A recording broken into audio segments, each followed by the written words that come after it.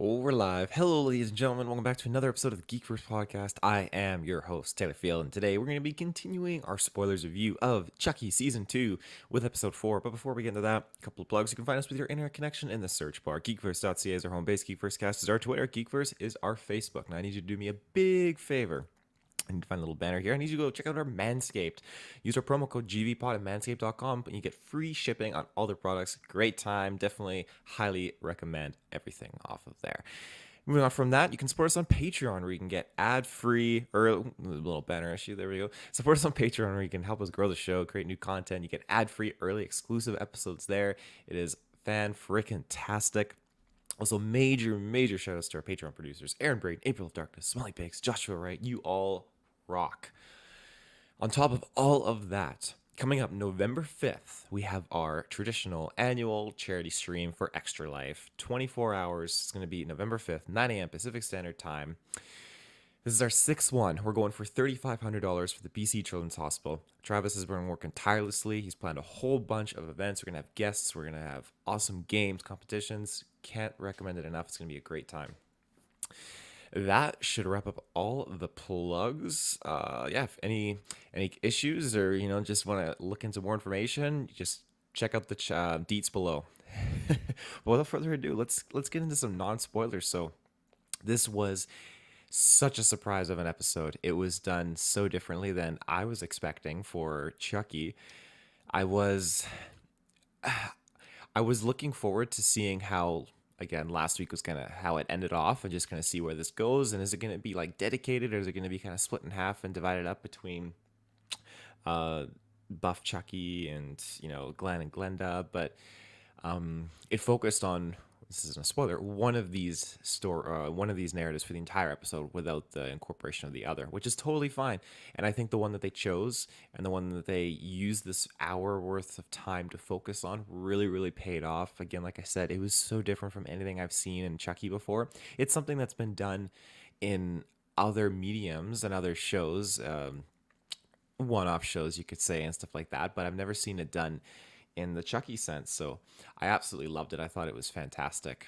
And it kept me guessing, and it just incorporated some interesting humor and some interesting character development. And we really where it concluded in the episode, we really got to a good point where it's like, holy smokes, okay, like we're at a turning point now. So a lot of things that unfolded really made me question, like, oh, like I'm gonna have to go back and rewatch some previous Chucky content just to kind of catch up on some things and just kind of like reaffirm, like, oh, okay, so it was like this and this and this and this. So yeah, we're almost near the end too. I mean, I think we're about like the halfway mark here, because I think we have about November, middle end November is when the last episode is. So a few more weeks. I think it was like episode 8 is when it caps off. I think episode 8 or 9. But anyway, so if you haven't seen this episode yet, go back, watch it, and then come back because we're going to get into some spoilers now. So it's not safe anymore. 3, 2, 1. And we're back. So the story that we're focusing on in this episode, completely devoid of Jake, Devin, and Lexi. We're going only with Glenn, Glenda, and Jennifer Tilly. I loved it. I thought it was great because the way it starts off is Chucky's doing his like talk show kind of thing, that was where it was a complete surprise for me. I wasn't expecting that. And he just kind of like lays out the plan of what's to expect, sort of, and then we get cut to Jennifer Tilly's home. And now Glenn and Glenda show up. It's their birthday, and then it cuts to like, oh, tonight's episode, Death on Denial, a Jennifer Tilly mystery. And that's when it's like, holy smokes, okay, murder mystery. Yep, I'm driving with this. So they show up and they lay down certain notions of why they don't like their mom too much. Their mom obviously just adores them, but they definitely are in an uncomfortable situation where they feel like isolated and sent off, I imagine, to the school. And in the end, they just, they're not happy with how the mom's just always putting attention on herself. Jennifer Tilly likes to have the spotlight, obviously, but her kids seem extremely intelligent as to something else is occurring in this home, something's going on, and we start to learn that she hasn't really left the house in years. So ever since she got taken over by, why can't I remember? Oh gosh, so early right now. Why can't I remember her name? Well, whenever she got possessed, she then just kind of retreated into her home, became a recluse, and so that's why everyone's kind of worried about her. That's why the kids are arriving here to basically have a party with Jennifer Tilly. So while they're here, that's when things start to go sideways because Jennifer Tilly goes downstairs, tries to check on Nika and all that stuff, and the kids, Glenda gets curious and goes downstairs after and tries to get into the room, but Jennifer tries to stop her, sends her on her way, and then we learn that there's like a butler, and he's playing like the stereotypical butler, but he's definitely not a butler. He's like a bodyguard. So his objective is just to guard the door, make sure no one goes in there. And then when she comes back upstairs, we're like, oh my gosh, there's so many other people here, all these other actors and actresses, and they're all formerly associated with Jennifer Tilly in some shape or form. And as the episode progresses, we learn that a fair share of them were actually lovers with her. And so as this is all unfolding, we're kind of seeing the groundwork for what the real plan is here at hand. But again, it's treated like a murder mystery. So as we near a point of our first victim, it's the butler. It's that cliche for a murder mystery party. So the butler is dead, and nobody knows who did this. So they're all trying to figure it out, and Jennifer Tilly's just like, yeah, oh, it's a murder mystery party for Glenn and Glenda. I'm the detective, so you guys all have to be suspects, that kind of thing. So she goes off, she's trying to figure it out. Because for her, like, okay, the butler's dead, and Nika is also gone. So this is definitely her ass on the line, and she needs to figure it out. So as it progresses, and she's kind of like scoping out places and talking to everyone, like, it's one of those scenarios too where they're hiding things from you as a viewer, so you can't necessarily fully comprehend what's going on until you get to that end reveal, and they just cycle through everything. It's like, oh, that happened because of this, and yada yada yada. So Glenn and Glenda, I really really enjoyed learning that they were not privy to the violence of Chucky and everything like that. When they were young, it was interesting because they have that memory shared between themselves that they I'm trying to remember, and this is what I was referencing, that I need to go back and watch Seed of Chucky just so I can properly recount that information, because it's been so long since I've seen it. But in that film, Chucky kills someone, lights him up on fire, I believe, or it was Glenn or Glenda that did that. But someone dies very brutally, and you have Chucky saying "shit face." So that's the trigger word, but we don't see them connect until later. We just have Glenn in talking with Jennifer Tilly and just kind of talking about like, hey, I have this memory that I hurt someone, and I just wanted to know if it's true. Hopefully it's not. And she kind of, you never want someone to say in a situation where you're trying to fess up, you don't want that person who knows the truth to say, we're just trying to protect you. Because then you know that they're lying, and you know that something sus is definitely happening. But that's the way it is. So as they're in the house, this is when things start to escalate. We get a little snippet that looks like it could be Glenn moving Nika in a shady window. And then sure enough, we get flashbacks of when Jennifer Tilly was drinking and she passes out. And then Glenn and Glenda go down to the lower room. They find Nika. And they tell Nika, okay, we're going to get you out of here. And then Glenn accidentally like cuts her finger, or cuts the finger.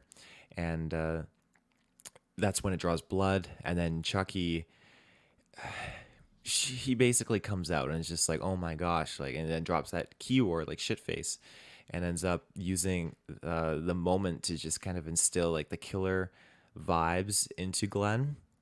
And so it creates an interesting dynamic, because then we're seeing Glenn and Glenda separate and branch off, because in Seed of Chucky, I definitely recall that Glenn and Glenda, even though they were in one doll body, they definitely shared different qualities, one being more soft and the other being more aggressive and wanting to be like Chucky. And so we could see that represented here, where Glenda is more so on the side of Jennifer Tilly, and Glenn is portrayed as being more so on the side of Chucky. Before I continue, I'm going to jump to a quick ad break, and we'll be right back. And we're back. So, well, they both see Nika down there, and then Glenda leaves, but Glenn gets that interaction with Chucky and kind of has that moment. So it's definitely intriguing because it leads to a point where when they save her, Glenda and Glenn both are in on this. Glenn ends up whacking Glenda on the head, and then Glenda passes out, and so Glenn has, or maybe no, sorry, I think I'm getting that back confused, because one of them sees no, it is Glenn, yeah. Glenn was the one who whacks out Glenda and then pushes Nika into the elevator, and that's when we see our other boy, who's the second murdered victim. It's like, holy smokes, okay, so what happened to him? So before they get upstairs, we get some more transitional scenes of when Jennifer Tilly is getting her motion sensors triggered for her bedroom. She goes upstairs to the master bedroom. No one's in there, but then all of a sudden, one of her lady friends like jumps on her and like starts trying to please her, like, "Oh, I loved you, I loved you." And then Jennifer Tilly's like, "No, just stop. I need to go." Like, did you murder the butler? And she's like, "No, no, I did not." So she leaves. And then Jennifer Tilly still keeps on exploring the bedroom. But then we get the other guy who showed up at the party, this other actor, and he also then confesses that he loves Jennifer Tilly too. And so he starts trying to do things, and she's like, "Stop, stop." And then she leaves. And then the first lady who's into Jennifer Tilly comes back. And this is in a flashback scene that Chucky is detailing at the end. She whips out a gun and she asks basically this guy, like, "Oh, do you love her?" He's lying, saying yes, and so she shoots him. So that's how we conclude who murdered that guy. And when we're learning in conclusion who murdered the butler, it was the booze he wanted to have, and it was Glenn. So Glenn is killing people, left, right, and center at this point. So she's taken after her father, or the father, a little bit.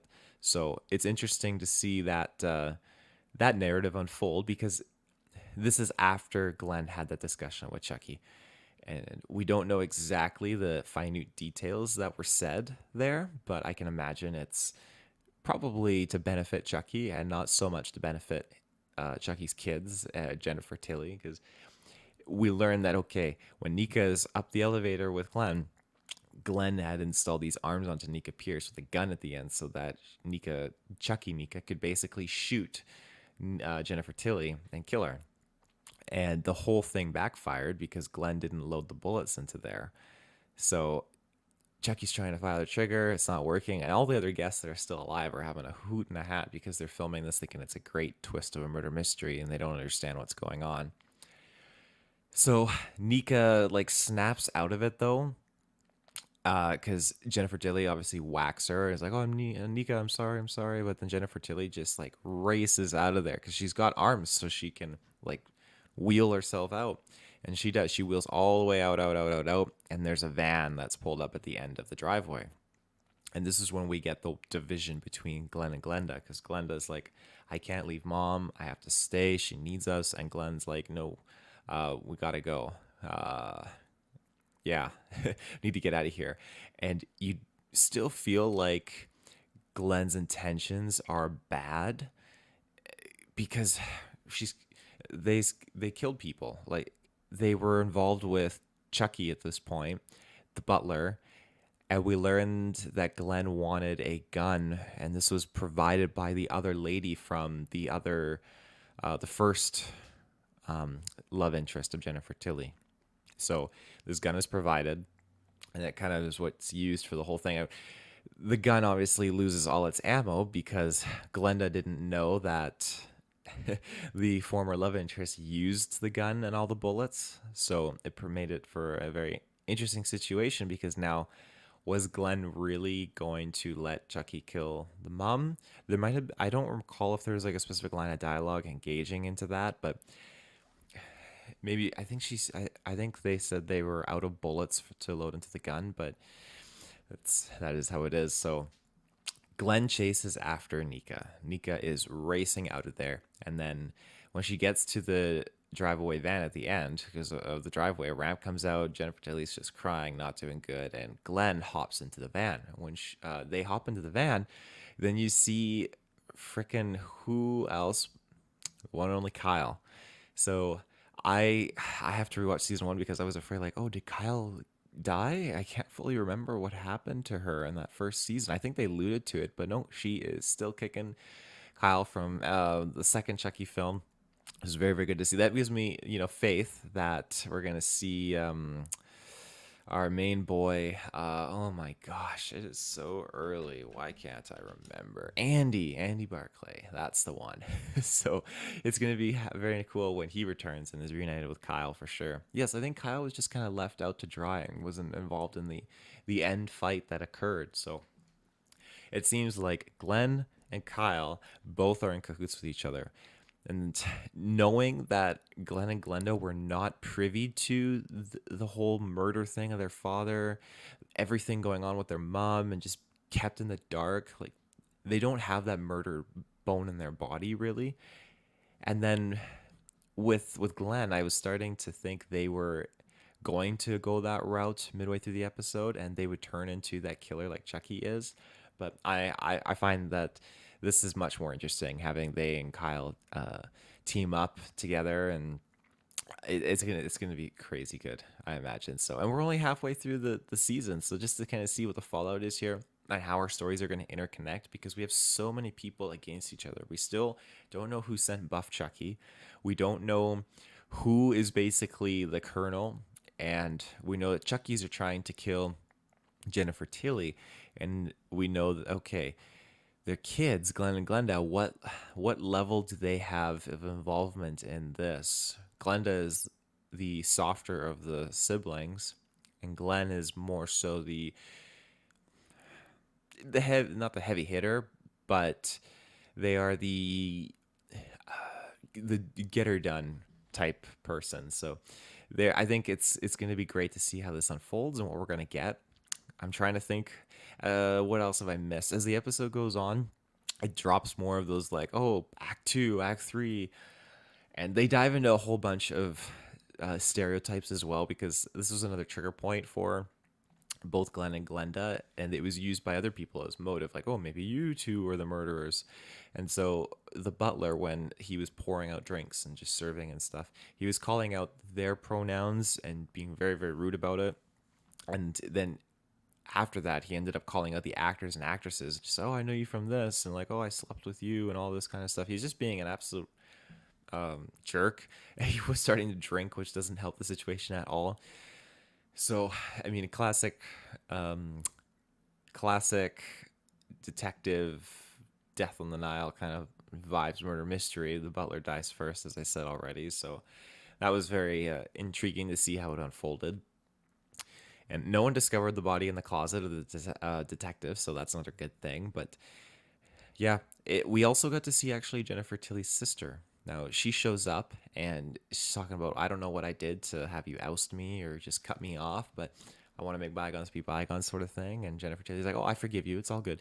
So everyone that's here has been worried because, like I mentioned before, Jennifer Tilly's been in recluse for a very, very long time. Hasn't gone outside or anything, so people have been worried. She's losing money still a lot, and Glenn and Glenda have learned this and have figured it out. So they are basically calling Jennifer out on that. And then we have her friends and just all super concerned about her. So she's definitely a nervous wreck now because Nika got out, her kids are separated, and I imagine a Chucky doll is going to come after her soon. But again, this episode we got nothing for the original three. We didn't get anything involving the buff Chucky and what's going down there, but it concluded with none other than I'm not much of a wrestler kind of person. I know Travis is, but WWE superstar Liv Morgan, she jumped on to Chucky's talk show, and Chucky, this is when he started to explain everything with the ending, who killed who and all that stuff. And then he reveals like, hey, I know everyone's disappointed they haven't gotten to see yours truly do a kill and drop 10 fucks. And we learn, okay, Chucky is allowed to say fuck 10 times in an episode. And he whips out a knife and he starts stabbing Liv Taylor. It rolled Liv Taylor's like request to get killed by Chucky, but he starts stabbing Liv Taylor and she starts to die, and then he's like, fuck, fuck, fuck, fuck, fuck, like every time he stabs her, and then he stabs her a lot, and then he quick cuts, he's like, fuck, fuck, fuck, and then it's like, shut off due to technical difficulties. So Liv Taylor is canon in canon, in the Chucky verse, Liv Taylor is dead and was murdered by Chucky themselves. So there you go. That concludes this episode for Spoilers Review of Chucky Season 2. Hope you enjoyed it. I'll be back next week with Episode 5. It's going to be a good time. Can't wait. And all the plugs down below. Just in the search bar. Google GeekVerse, and the rest is history. So we'll see you next week. Have a good one.